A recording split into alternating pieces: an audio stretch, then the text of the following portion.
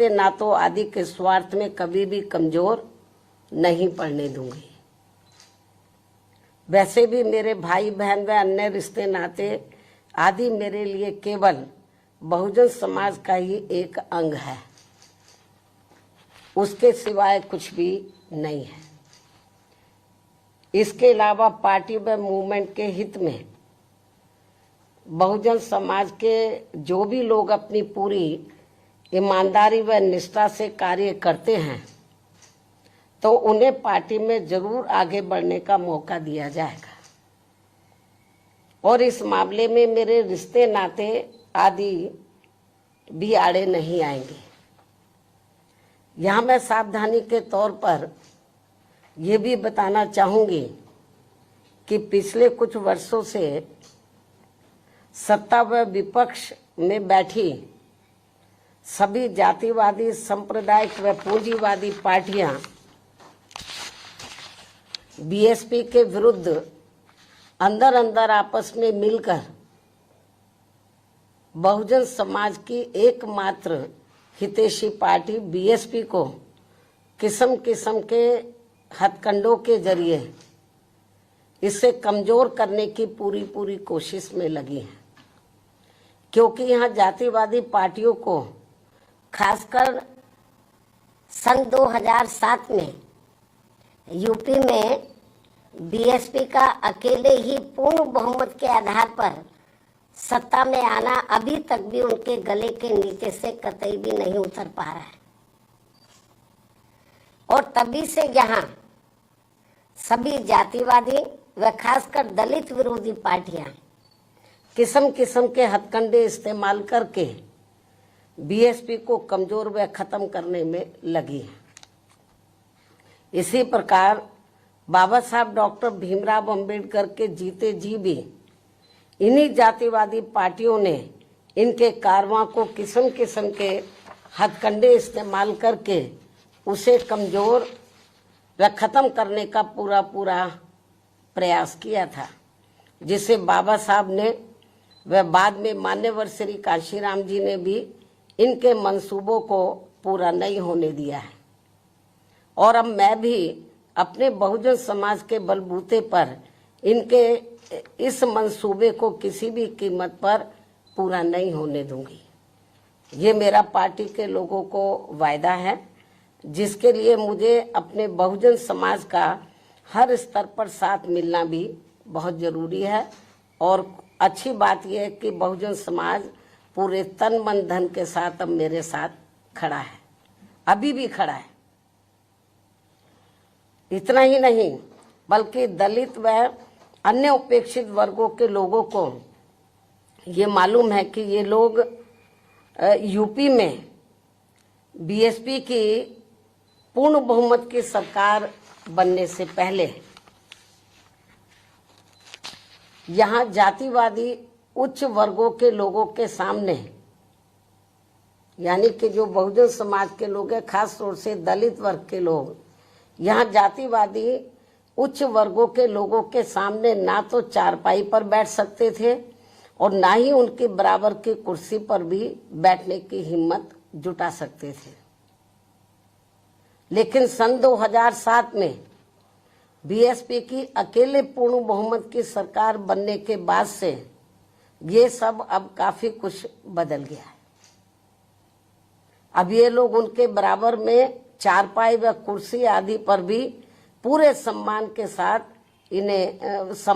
साथ बैठ सकते हैं। ये जो बहुजन समाज के लोग हैं, यही है वास्तव में यहाँ सही सामाजिक परिवर्तन। यही है वास्तव में यहाँ सही सामाजिक परिवर्तन, जिसे मेरे नेतृत्व में बनी बीएसपी की सरकार ने लाया है। लोग सामाजिक परिवर्तन की बहुत बात करते हैं, लेकिन उसको धरातल पे कभी उतारते नहीं हैं। लेकिन मेरे नेतृत्व में सन 2007 में जब अकेले पूर्ण बहुमत की सरकार बनी तो इसे मैंने धरातल पे उतारा है, जिससे यहाँ यूपी में हमारे संतों, गुरुओं व महापुरुषों का काफी हद तक सपना साकार हुआ है। जिसकी वास्तव में पूरी देन मान्यवर श्री कांशीराम जी की है। और ये सब यहाँ समाज में परिवर्तन लाने के मामले में इतिहास के पन्नों में जरूर लिखा जाएगा। इसके साथ ही बीएसपी की सरकार ने ही यहाँ यूपी में इन वर्गों के लोगों को, यानी कि बहुजन समाज के लोगों को काफी हद तक अपने पैरों पर खड़ा किया है। अपने संतों, गुरुओं व महापुरुषों को भी विभिन्न स्तर पर पूरा आदर सम्मान दिया गया है, जिसे लोग कभी भी नहीं भुला पाएंगे। लेकिन ये सब यहाँ सभी जातिवादी पार्टियों के गले के नीचे से अभी तक भी नहीं उतर पा रहा है। इसलिए अब वे इन वर्गों में से स्वार्थी किस्म के लोगों को आगे करके उनके जरिए विभिन्न नाम पर अनेकों छोटे छोटे संगठन व पार्टियां आदि बनवा के बीएसपी की इस ताकत को बांटकर इसे कमजोर करने में लगे, जिनसे बहुजन समाज के लोग जरूर सचेत रहे। यही समय की मांग है और यही पार्टी व मूवमेंट के हित में इनका सही कदम भी होगा, यदि हमारे लोग सचेत रहते हैं।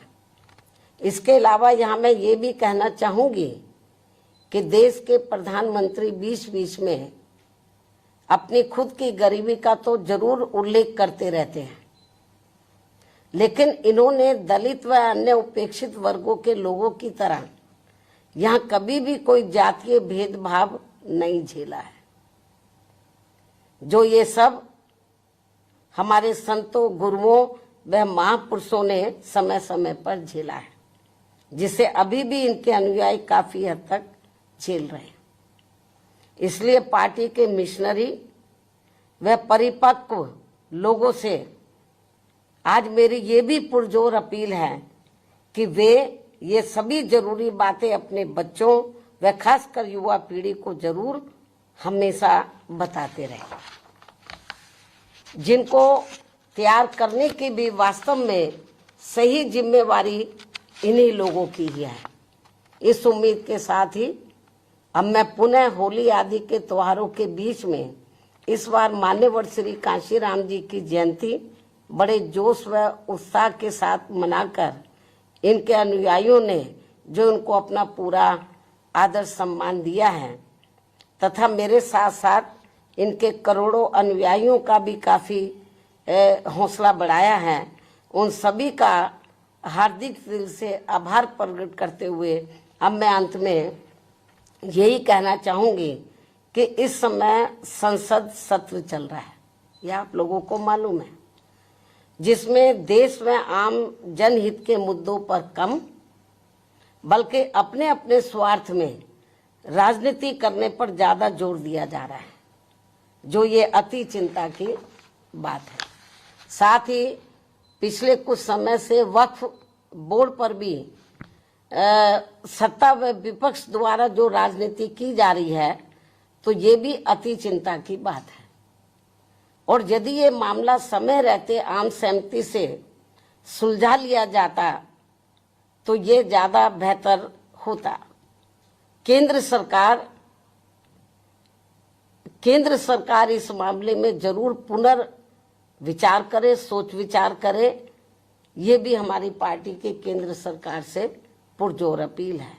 इस उम्मीद के साथ ही अब मैं अपनी बात यहीं समाप्त करती हूँ। धन्यवाद। जय भीम व जय भारत।